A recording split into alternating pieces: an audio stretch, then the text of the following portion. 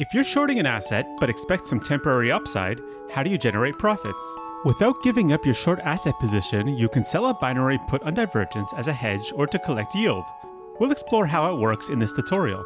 First, let's say you short 1 Ether. Your profit or loss is linear.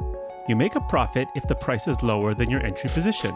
You earn the difference between your entry and buyback price. If you sell a shield token using a fraction of a stablecoin like Tether, you are selling a cash or nothing put. At expiration, if the Ether price is above your strike, you keep the premium you collect as a seller. Otherwise, you lose 1 Tether. Your loss in this case is the difference between 1 Tether and the premium you collect. Now, let's see what happens when you short 1 asset and short 1 cash or nothing put. Suppose your cash or nothing put has the same strike as your asset entry price. If the price is below your entry, your short asset position will be in profit, but you lose a fixed amount of cash in your short binary put position. When the asset settles above the strike price, your short asset position would be underwater. However, you get to collect the premium of the binary put you sell. Unlike selling a standard put, your risk in selling a binary put is limited. Sometimes the risk reward is better when you sell a binary put at a strike above or below your asset entry price.